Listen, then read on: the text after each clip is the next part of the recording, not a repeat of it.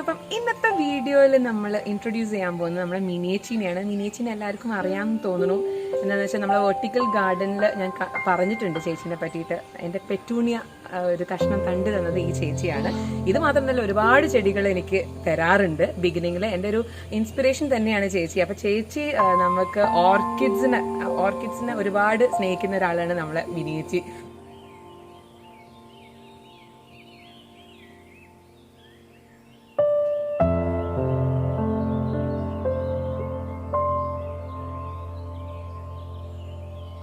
ചേച്ചി കുറച്ച് കാര്യങ്ങൾ പറഞ്ഞു തരും, നമുക്ക് എങ്ങനെയാണ് അതിനെ ഒന്ന് നന്നാക്കേണ്ടത്.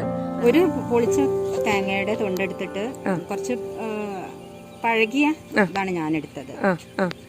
എന്നിട്ട് അത് ഇങ്ങനെ വെറുതെ നടുവിൽ വെച്ചിട്ട് ഇങ്ങനെ ഇതാക്കി വെക്കും, കെട്ടിയിട്ട് ചുറ്റി വരിഞ്ഞ് കെട്ടി വെക്കും, എന്നിട്ട് ഹാങ് ചെയ്തിടും. ഓക്കെ, അങ്ങനെ ചെയ്തിട്ടുള്ളതാണ്. രൂപത്തിലാണ് വളമൊക്കെ കൊടുക്കുക, ഫെർട്ടിലൈസറൊക്കെ കൊടുക്കുക. ഞാൻ ചെയ്തിട്ടുള്ളൂ. അപ്പൊ തന്നെ ഇങ്ങനെ നന്നായിട്ട് പോയിടും അല്ലേ? ഈ ഡാൻസിങ് ഗേളിന് പിന്നെ അത്ര കെയറിന്റെ ഒന്നും ആവശ്യമില്ല. ഒരുപാട് കെയറിന്റെ. എത്ര വർഷമായി ചേച്ചി ഇത് ചെയ്തിട്ട്? 8-9 വർഷമായിട്ട്. 9 വർഷമായി അല്ലേ? ഓക്കെ. പിന്നെ ഇതിന്റെ എന്തൊക്കെ മരുന്നുകളൊക്കെ എങ്ങനെ പെട്ടെന്ന് പൂടാനോ എങ്ങനെയെങ്കിലും എന്തെങ്കിലും മരുന്നൊക്കെ അടിക്കുന്നുണ്ടോ?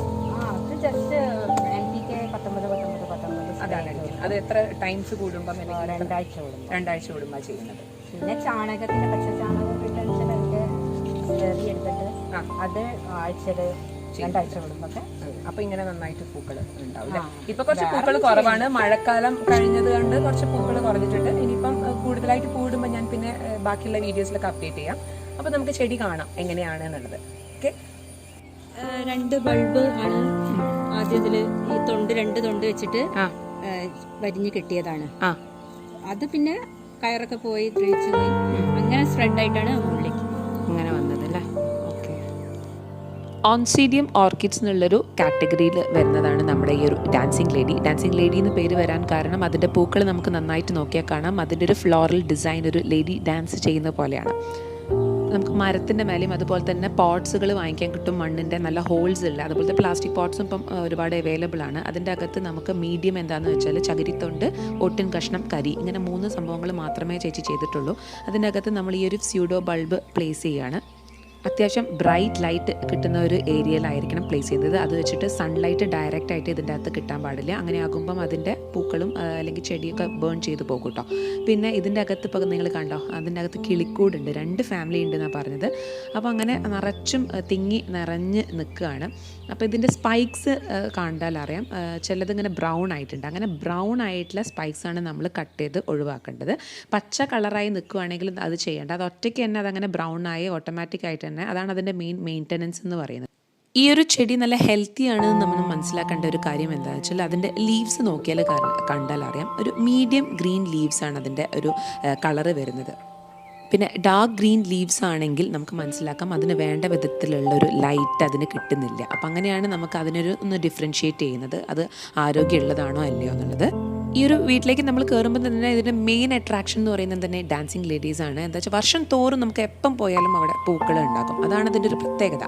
പിന്നെ ഒരു ഒറ്റ സിംഗിൾ സ്യൂഡോ ബൾബിൻ്റെ അകത്തിന് മൾട്ടിപ്പിൾ സ്പൈക്സ് കാണാൻ പറ്റും. അതിൽ നിറച്ചും പൂക്കളുണ്ട്. ഇപ്പോൾ പൂക്കൾ ശരിക്കും കുറവാണ്, ഇങ്ങനെയല്ല ഉണ്ടാവുക. പിന്നെ ഇതിന് വെള്ളം കൊടുക്കേണ്ടത്, അതായത് നമുക്ക് ഈ ഒരു പോട്ടിൽ അതിൻ്റെ മീഡിയം തൊട്ട് നോക്കിയാൽ അറിയാം അതിന് വെള്ളം ആവശ്യം. ഡ്രൈ ആയാൽ മാത്രമേ നമ്മൾ വെള്ളം ഒഴിച്ചു കൊടുത്താൽ മതി. പിന്നെ നമ്മൾ മരത്തിലൊക്കെയാണ് പ്ലേസ് ചെയ്യുന്നത് വെച്ചാൽ സ്പ്രേ ചെയ്ത് കൊടുക്കാം. അതിൻ്റെ സ്യൂഡോ ബൾബിൻ്റെ അകത്താണ് ഈ വെള്ളം ശേഖരിച്ച് വെക്കാനുള്ള കപ്പാസിറ്റി അതിനുള്ളത്. അതിൽ നിന്നാണ് അതിന് വേണ്ടത്ര വെള്ളം അത് ശേഖരിച്ചെടുക്കുന്നത്.